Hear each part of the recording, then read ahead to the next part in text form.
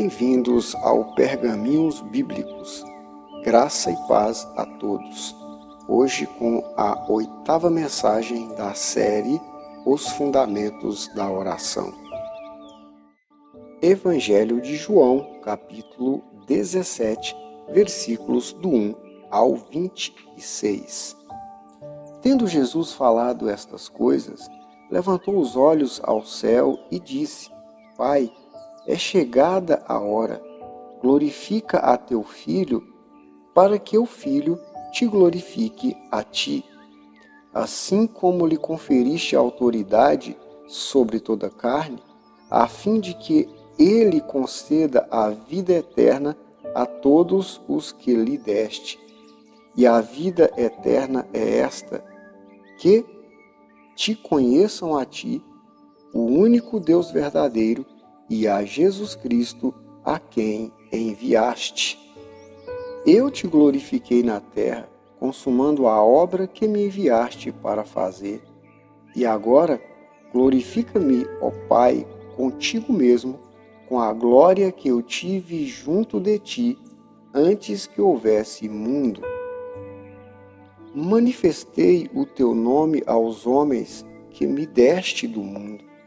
Eram teus, tu mos confiaste, e eles têm guardado a tua palavra. Agora eles reconhecem que todas as coisas que me tens dado provêm de ti, porque eu lhes tenho transmitido as palavras que me deste, e eles as receberam, e verdadeiramente conheceram que saí de ti, e creram que tu me enviaste. É por eles que eu rogo. Não rogo pelo mundo, mas por aqueles que me deste, porque são teus.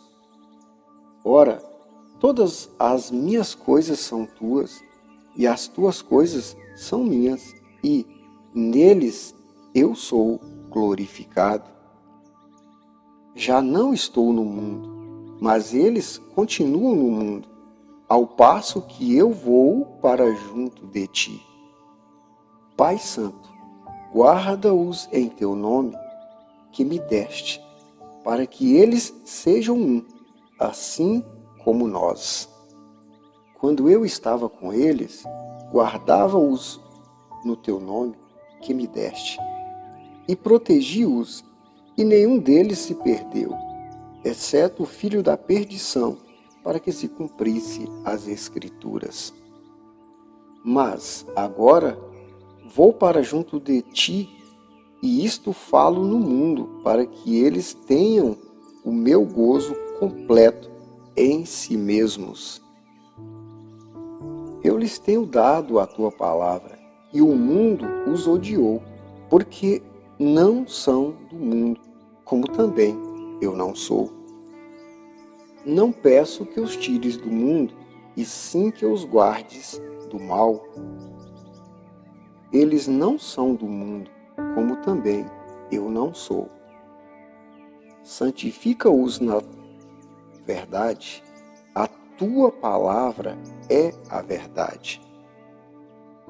Assim como tu me enviaste ao mundo, também eu os enviei ao mundo, e a favor deles eu me santifico a mim mesmo, para que eles também sejam santificados na verdade.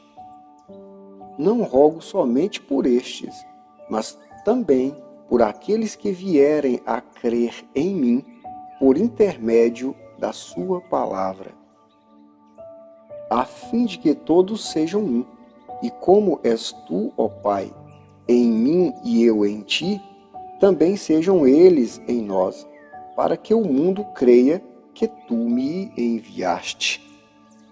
Eu lhes tenho transmitido a glória que me tens dado, para que sejam um, como nós o somos. Eu neles e tu em mim, a fim de que sejam aperfeiçoados na unidade, para que o mundo conheça que tu me enviaste e os amaste, como também amaste a mim. Pai, a minha vontade é que onde eu estou, estejam também comigo os que me deste, para que vejam a minha glória que me conferiste, porque me amaste antes da fundação do mundo. Pai justo, o mundo não te conheceu. Eu, porém, te conheci, e também estes compreenderam que tu me enviaste. Eu lhes fiz conhecer o teu nome e ainda o farei conhecer, a fim de que o amor com que me amaste esteja neles e eu neles esteja. A grande oração de Jesus. Nesta oração, Jesus trata de 3 questões distintas ou diferentes. Primeiro, a sua consagração para a obra que estava prestes a fazer, a obra de salvação. Segundo, a oração especial pelos seus discípulos mais próximos, os apóstolos. Terceiro, a oração pelos discípulos de todos os tempos, a Igreja. Este evangelho foi escrito pelo apóstolo João, o discípulo amado. Alguns estudiosos acreditam que sua escrita se deu entre os anos 50 e 70 depois de Cristo. Outros, porém, que foi por volta do ano 85 depois de Cristo.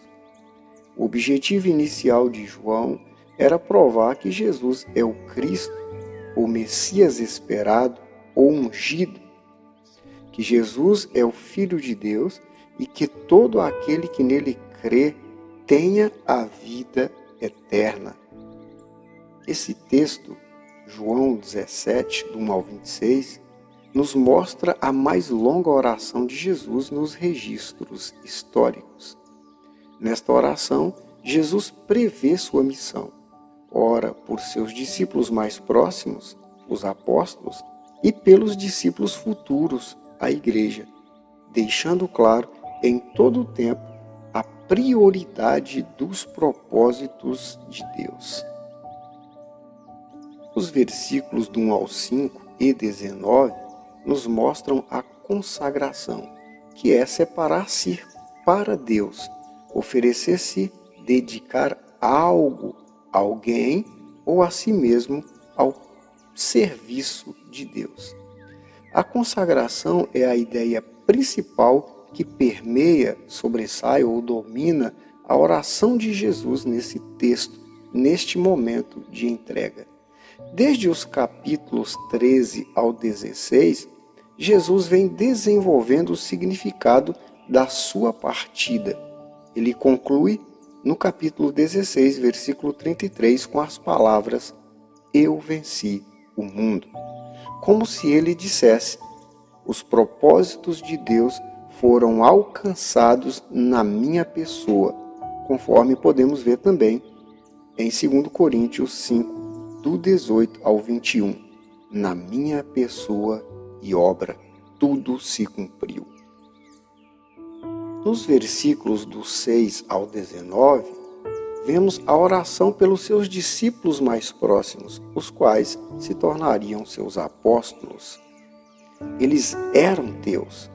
Jesus sempre reconhece a prioridade do propósito de Deus. Jesus deixa claro que a sua parte era revelar o nome de Deus, isto é, a sua natureza. Isto Jesus fez por meio das palavras que o próprio Deus lhe deu para transmiti-las, conforme o versículo 8.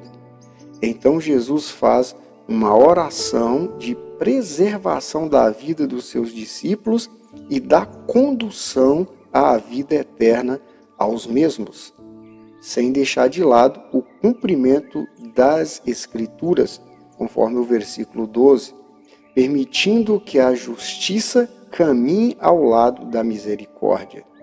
Contudo, foi imprimida na mente e no coração dos discípulos a vontade de Deus, a ser transmitida à igreja que estava nascendo através da vida dos seus discípulos, os quais se tornariam os seus apóstolos, logo após o regresso de Jesus aos céus.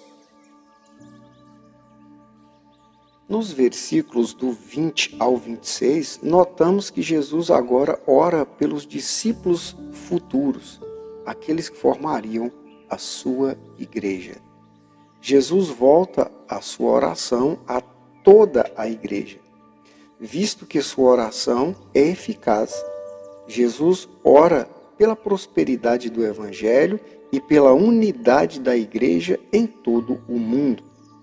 Que os preceitos espirituais em todo o mundo sejam os de Deus e de Cristo, conforme o versículo 3, e não uma mistura de ensinamentos como se vê nas religiões e nas igrejas da atualidade, que optaram por abandonar a essência do Evangelho, conforme Jesus já nos avisou em Marcos 7, do 1 ao 13, também 1 Timóteo capítulo 4, versículos do 1 ao 3 e 2 Pedro 2, do 1 ao 3. Muitos preferiram viver segundo suas próprias conveniências e não segundo o conhecimento de Deus e de Cristo exposto nas Escrituras. Após uma vida santa, justa e cheia de obediência a Deus, horas antes de entregar-se a si mesmo à morte pela humanidade, Jesus ora ao Pai, ao Deus Criador, prestando contas da sua missão até ali e se preparando para o momento mais doloroso da sua missão como homem, morrer a nossa morte. O justo pregado vivo em uma cruz pelos injustos, enquanto aguardava o momento de ser preso, não se importando com o sofrimento que lhe aguardava, amou os seus discípulos de todos os tempos, orando por todos eles.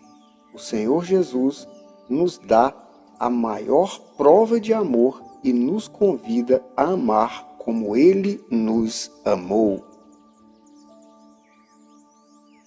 Conclui-se que o desafio de viver para Deus requer dos seus escolhidos uma vida de santidade, justiça e obediência aos seus ensinamentos, além, é claro, de um amor incondicional pelo nosso próximo.